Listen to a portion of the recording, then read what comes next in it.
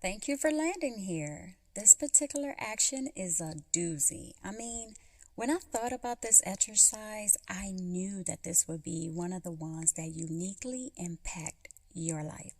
So, with that said, let's keep it moving, right?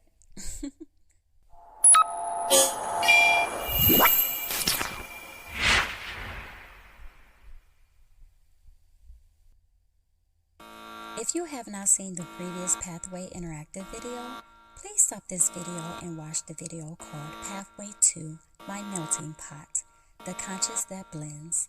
This will help you along this interactive journey. And for the rest of y'all, let's begin.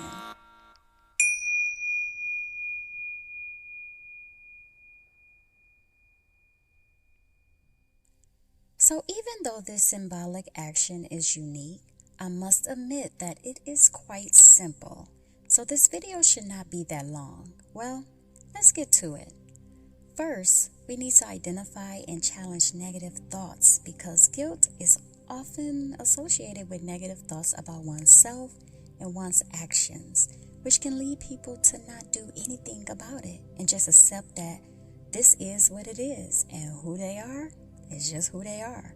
But if they learn to identify and challenge those negative thoughts by examining the evidence for and against them, it would be so much better for them in the long run. That's why I want to start off with that first. See if your guilt is making you complacent and given the comfort just to let it simmer within.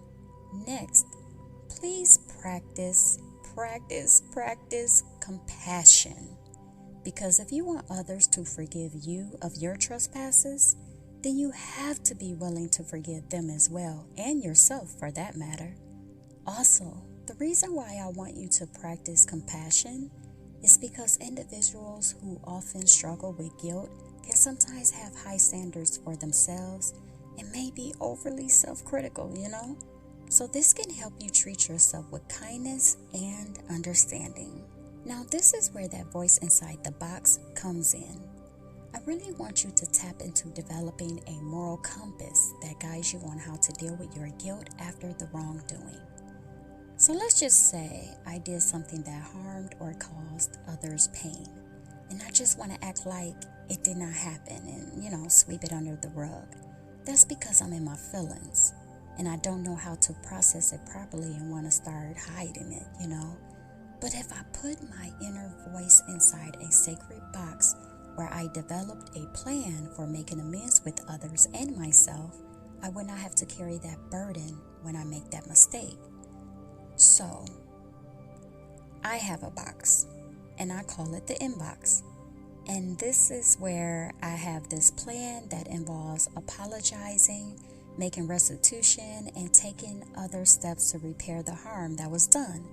It was very beneficial for me, so I'm asking you to do the same because it takes the stress out of trying to figure out what to do in these particular moments. So go ahead and call your box something. Like I said, mine's is simple, inbox. You can call yours whatever you would like.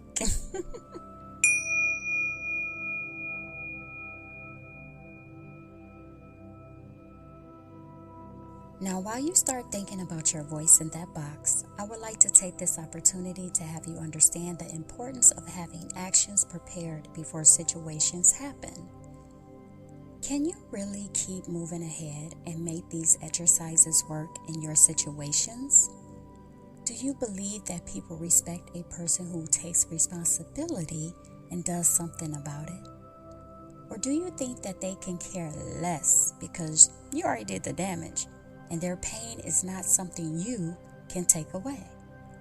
Please put opinions and thoughts and let me know your answers to these questions in the comment section.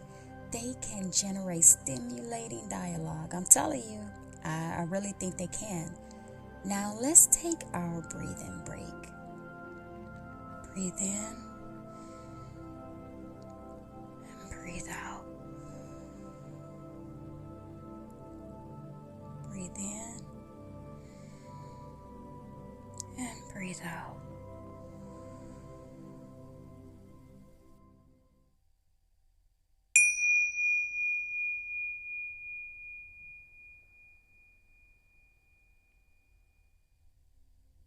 So let me repeat what should be inside your box.